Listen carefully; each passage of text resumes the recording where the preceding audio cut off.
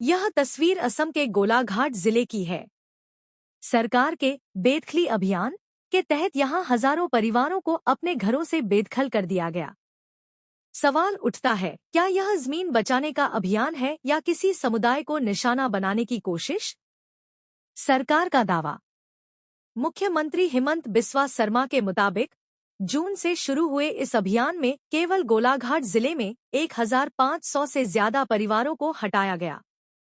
दावा है कि 2021 से अब तक पूरे राज्य में 1.2 लाख बीघा से अधिक सरकारी जमीन वापस ली गई है।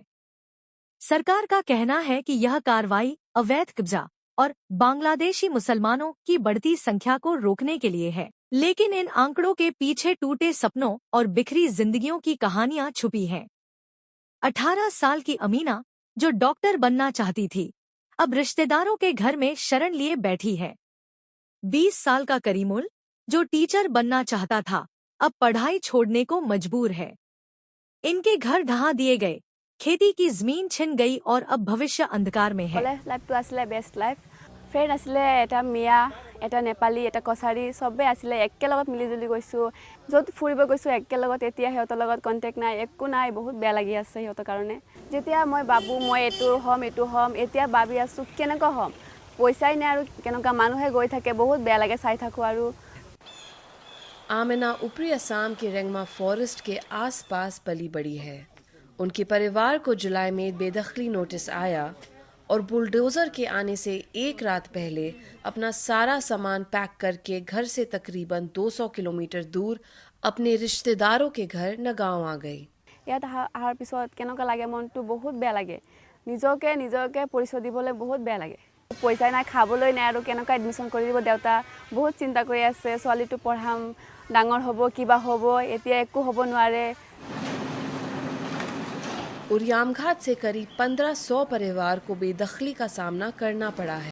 आमिना के घर से बस कुछ ही दूर 20 साल का करीम उल हक अपने माता और पिता को नया कमरा बनाने में मदद कर रहा है। अभी मैं पढ़ाई करना चाहता हूँ तो इधर से जाकर हॉस्टल में रहूँगा तो पैसा का प्रॉब्लम है, अभी नहीं रह सकता। मतलब घर का भी बहुत समस्याएं देख रहे हैं अब लोग, घर कैसे बन रहे हैं। मतलब उधर बहुत सुविधाएं था, एक बार में सब कुछ ख़त्म हो गया।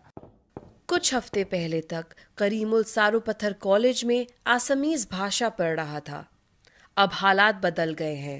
मैं पढ़ाई करना चाहता हूँ, मतलब मैं ग्रेजुएट कंप्लीट करना चाहता हूँ। एक टीचर बनना मेरा वो सपना था। मम्मी ने एक ही बात बोला, देखो बेटा, उस टाइम हमारा जो परिस्थितियाँ था वो बहुत अच्छा था, अभी जो परिस्थितियाँ है वो बहुत ख़राब हो चुका है। मतलब माँ बाप कभी भी नहीं बोलेगा बच्चा लोगों को तुम पढ़ाई मत करो। माँ बाप चाहता है बच्चा लोग अच्छा कुछ करे।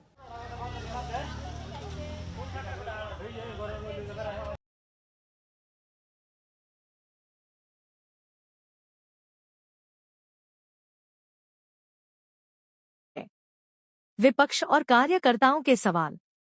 मानवाधिकार कार्यकर्ताओं का कहना है कि सरकार सिर्फ मियां मुसलमानों को चुन चुनकर निशाना बना रही है।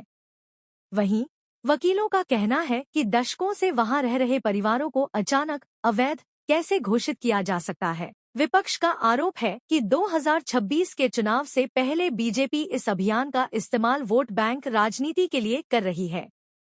कानून और अदालत। असम सरकार यह कार्रवाई असम फॉरेस्ट रेगुलेशन 1891 और 1995 के संशोधन के तहत करती है।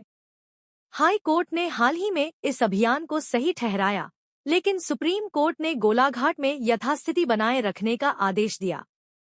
सवाल यह है कि जिनके पास वोटर कार्ड, आधार कार्ड और एनआरसी दस्तावेज तक हैं, उन्हें बेदखल कैसे किया जा सकता है? सरकार कहती है कि यह जमीन बचाने की जंग है, लेकिन विस्थापित परिवार कहते हैं कि यह उनके सपनों और पहचान पर हमला है। सच क्या है, यह आने वाले चुनाव और अदालतों के फैसले ही तय करेंगे। लेकिन फिलहाल अमीना और करीमुल जैसे सैकड़ों परिवारों की जिंदगी अनिश्चितता के अंधेरे में डूब चुकी है।